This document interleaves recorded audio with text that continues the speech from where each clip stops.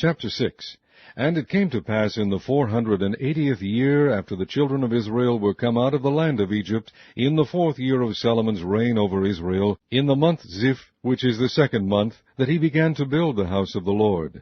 And the house which King Solomon built for the Lord, the length thereof was 60 cubits, and the breadth thereof 20 cubits, and the height thereof 30 cubits. And the porch before the temple of the Lord, 20 cubits was the length thereof, according to the breadth of the house, and 10 cubits was the breadth thereof before the house. And for the house he made windows of narrow lights. And against the wall of the house he built chambers round about, against the walls of the house round about, both of the temple and of the oracle, and he made chambers round about. The nethermost chamber was 5 cubits broad, and the middle was 6 cubits broad, and the third was 7 cubits broad. For without in the wall of the house he made narrow rests round about, that the beams should not be fastened in the walls of the house. And the house, when it was in building, was built of stone made ready before it was brought thither, so that there was neither hammer nor axe nor any tool of iron heard in the house while it was in building. The door for the middle chamber was in the right side of the house, and they went up with winding stairs into the middle chamber, and out of the middle into the third. So he built the house, and finished it, and covered the house with beams and boards of cedar. And then he built chambers against all the house, 5 cubits high, and they rested on the house with timber of cedar. And the word of the Lord came to Solomon, saying, Concerning this house which thou art in building, if thou wilt walk in my statutes, and execute my judgments, and keep all my commandments to walk in them, then will I perform my word with thee, which I spake unto David thy father. And I will dwell among the children of Israel, and will not forsake my people Israel. So Solomon built the house, and finished it. And he built the walls of the house within with boards of cedar, both the floor of the house and the walls of the ceiling. And he covered them on the inside with wood, and covered the floor of the house with planks of fir. And he built 20 cubits on the sides of the house, both the floor and the walls with boards of cedar. He even built them for it within, even for the oracle, even for the most holy place. And the house, that is, the temple before it, was 40 cubits long. And the cedar of the house within was carved with knops and open flowers. All was cedar, there was no stone seen.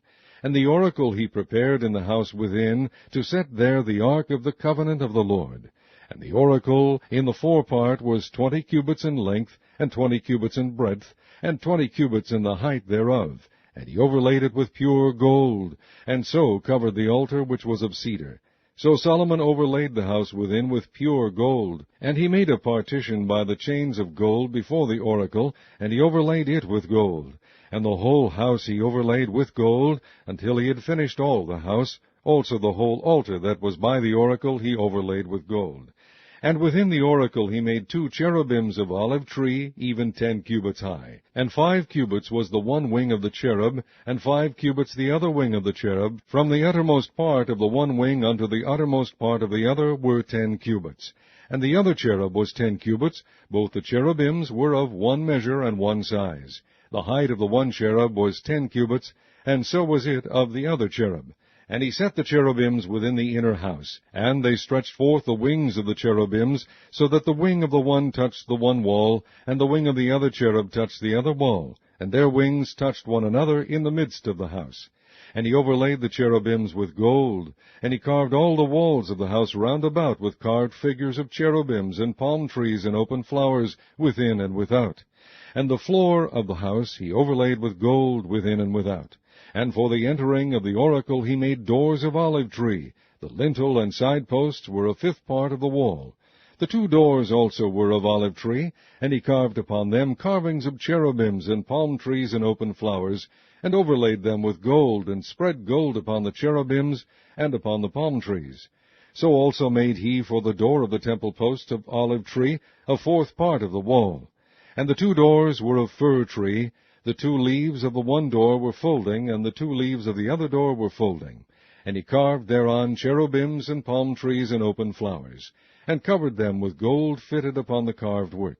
And he built the inner court with 3 rows of hewed stone, and a row of cedar beams.